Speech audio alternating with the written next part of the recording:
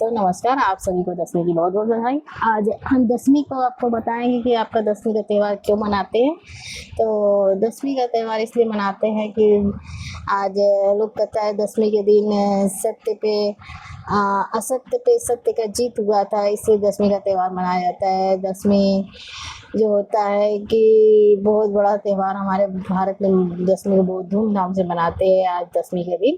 तो दसवीं हमारे जो एक कथा है दसवीं से जुड़ा हुआ कि जो रामचंद्र जी ने जब 14 वर्ष का वनवास करते हैं, जब उनको 14 से वर्ष का वनवास मिलता है, तो वो 14 वर्ष के लिए जंगल में मतलब जाते हैं, वहाँ पे अपना वनवास पूरा करते हैं। तो उसी बीच में जो शूर्पणखा रहती है वो आ जाती है और राम लक्ष्मण को देख के वो मोहित हो जाती है और सोचती है कि मैं तो इन्हीं दोनों सुंदर राजकुमारों में से एक से विवाह करूँगी। तो वो जब उनके पास जाती है तो शादी का प्रस्ताव रखती है, तो रामचंद्र जी कहते हैं कि मैं तो अपनी पत्नी सीता के साथ आया इसलिए मैं शादी नहीं कर सकता, तो आप लक्ष्मण के पास जाइए। तो वो लक्ष्मण के पास जाती है। जब लक्ष्मण के पास जाती है तो लक्ष्मण जो रहते हैं उनसे कहती है कि आप मुझसे शादी कर लीजिए, आप बहुत सुंदर, बहुत साहसी, बहुत पराक्रमी हैं, ऐसे उनका तारीफ करती है। लक्ष्मण को क्रोध आ जाता है। उसी बीच वो जो रहती है उसका नाक काट देते हैं। तो जब उसका नाक काट देते जो बनावटी चेहरा धारण की रहती है सुंदरता, वो अपने असली रूप है। तो राम लक्ष्मण कहते हैं अरे ये तो राक्षसी है, ये तो राक्षसी है। तो लक्ष्मण जी कहते हैं इसको मैं अभी मार डालता हूँ। भैया तो राम कहते हैं रहने दो, इसके कर्मों की इसकी सज़ा मिल गई है तो इसलिए रहने दो। तो नहीं मारते तो वह जाती है लंका रावण के पास अपने भाई। तो उसके भाई रावण ने उसका नाक देख के और उसने कहा कि ये क्या हुआ, एक कौन तुम्हारा नाक काटा, किसकी दुस्साहस हुई।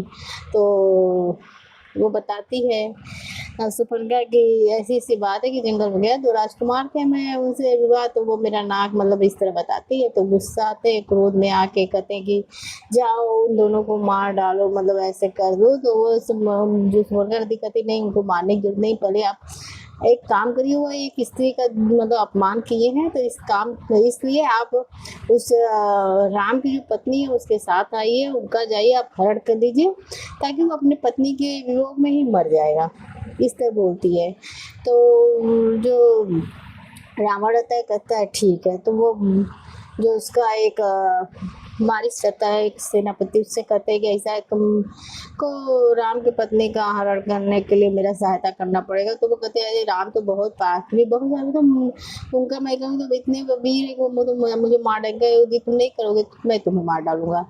तो वो तो फँस गए थे, तो उनको बनावटी फिर अपना जो हिरण रहते हैं सोने के हिरण के रूप लेके जो राम लक्ष्मण सीता की कुटिया रहती है उसके पास इर्द-गिर्द घूमते रहते हैं। तो सीता जब उस हिरण को देखती है कहती है ये तो बहुत सुंदर है, इसे मुझे ये हिरण चाहिए, बहुत सुंदर, इसको लेके आइए। अपने मतलब राम से कहती हैं। तो राम कहते हैं अच्छा ठीक है मैं लेके आता हूँ। तो जब जाते हैं उसके पीछे तो वो दौड़ के भागने लगता है। तो राम जब तीर से उसके ऊपर तीर चला देते हैं तो उसको लगता है, तो उसके मुँह से वो बनावटी मुँह से बोलता है लक्ष्मण मुझे बचाओ, लक्ष्मण मुझे बचाओ। तो जो सीता जी घबरा जाती है, वो लक्ष्मण कहते हैं ऐसा भैया आप जाइए पहले देखिए कि क्या राम मेरे मतलब उनको लेके आइए, देखिए वो कोई संकट में। तो लक्ष्मण को वो हो गया था कि उनको मिल गया था संकेत कि ये कोई बनावटी मतलब वो है जो ऐसे कर रहा है कुछ, मतलब यहाँ पे छल किया जा रहा है, उनको समझ में आ गया था। तो इसलिए जब सीता बहुत कहती है तो कहते हैं ठीक है। तो वो लक्ष्मण रेखा खींच के जाते हैं, कहते हैं आप कोई कुछ भी हो जाए आप लक्ष्मण रेखा पार नहीं करेंगी। तो सीता माँ कहती हैं ठीक है नहीं करूँगी। तो जब वो चले जाते हैं तो वो जो रावण रहता है बनावटी बना के अपना जैसे रहता है कि एक बाबा का चेहरा बना के आता है ऋषि का और कहते हैं भिक्षा दे, भिक्षा में दे, भिक्षा मांगते हैं भिक्षा। तो भिक्षा जब वो देखती है अंदर, जब वो वो रावण देखता है ये तो लक्ष्मण रेखा इसके अंदर से वो दे रही है तो कैसे। तो वो कहते हैं नहीं नहीं ये साधु का बहुत बड़ा अपमान है जो तुम यहाँ से दे रही है भिक्षा अंदर से, मतलब एक साधु का अपमान है, इसलिए मैं तुम्हारे द्वार से खाली ऐसे लौट जाऊँगी। तो सीता जी कहती है नहीं आज तक मेरे द्वार से कोई खाली मतलब किसी को ऐसा नहीं हो कोई भिक्षा मांगे हम खाली लौटा दे, इसीलिए मैं आपको देंगे। तो वही सीता जी बाहर निकलती है और तुरंत वही हरण करके सीता जी को लेके जाते हैं। तो फिर उसके बाद राम लक्ष्मण आते, देखते नहीं मिलते, बहुत खोजते तो उनको नहीं मिलते। तो उसके बाद वो जो उनको हनुमान जी मिलते हैं, हनुमान जी से कहते हैं, तो हनुमान जी खोजते हैं। तो हनुमान जी के खोजने से सीता जी मिल जाती है, मतलब दे उनको मालूम चल जाता है कि सीता जी कहाँ है। और फिर वो सीता जी को भी बताते हैं कि राम आपको खोज रहे हैं। तो वो सीता जी को भी एक मुद्रिका मतलब कि फिर एक सीता जी को राम का एक मुद्रिका देते हैं, ताकि सीता को मतलब कि यकीन हो जाए कि रामचंद्र जी मतलब इनको भेजे हैं, तो अपना खोज रहे हैं। तो फिर वही है। तो फिर उसके बाद राम फिर उसके बाद राम सीता मतलब सीता के लिए राम और लक्ष्मण से अपना सेना सब तैयार करते हैं। तैयार करने के बाद हनुमान जी उनका मतलब कि आगे आगे बहुत सहायता करते हैं, हनुमान जी के साथ रहते हैं, इसीलिए उनका काम भी और ज़्यादा अच्छे से होने लगता है। तो वही होता है। फिर वही राम और रावण के सेना में बहुत युद्ध होती है। तब उनके रावण के बहुत से सेना मारे जाते हैं। उसके बाद आखिरी में राम रावण की लड़ाई होती है। तो रावण की लड़ाई होती है, तो उसी बीच जो होता है कि 9 दिन तक रामचंद्र जी, जब रावण से बहुत युद्ध होती है, तो 9 दिन तक रामचंद्र जी दुर्गा माता का उपासना करते हैं विजय के लिए, मतलब रावण को मारने के लिए माँ का आशीर्वाद लेते हैं। तो वही 10वें दिन अश्विन मास का शुक्ल पक्ष को दिन अश्विन मास के शुक्ल पक्ष के दिन आपका आपका 10वीं तिथि मतलब वो होता है 10वीं तिथि मनाया जाता है। उसी दिन 10वीं पड़ा था और उसी दिन रावण की मतलब कि रामचंद्र जी रावण का वध करते हैं। और उसी दिन मतलब कि लोग वही तभी से होता है, असत्य पे सत्य का जीत होता है। मतलब कि फिर उसके बाद सीता जी वापस आती है, तभी से आपका दशहरा मनाया जाता है। इस दिन रावण को जलाया जाता है, रावण को मेघनाथ मतलब अच्छे मतलब उनके शुभ मुहूर्त में उसी समय मतलब 10वीं वाले दिन आपका मतलब उस दिन जलाया जाता है, शुभ मास के शुक्ल पक्ष के दिन। तो उसी दिन जलाया जाता है शुभ मुहूर्त में।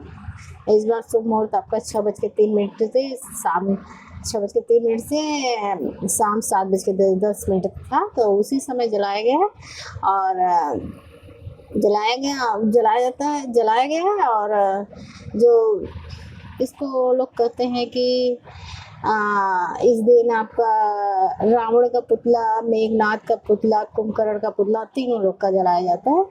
और इसको देख के सबको ये मतलब कि ये होता है कि कभी भी झूठ जीत नहीं सकता, असत्य जीत नहीं सकता, हमेशा सत्य की जीत होती है। तो ये एक हमारे अंदर, हमारे समाज के अंदर एक अच्छा संदेश है कि कोई भी कूटनीति या चालाकी से या किसी तरह भी किसी को धोखा दे के नहीं जीत सकता।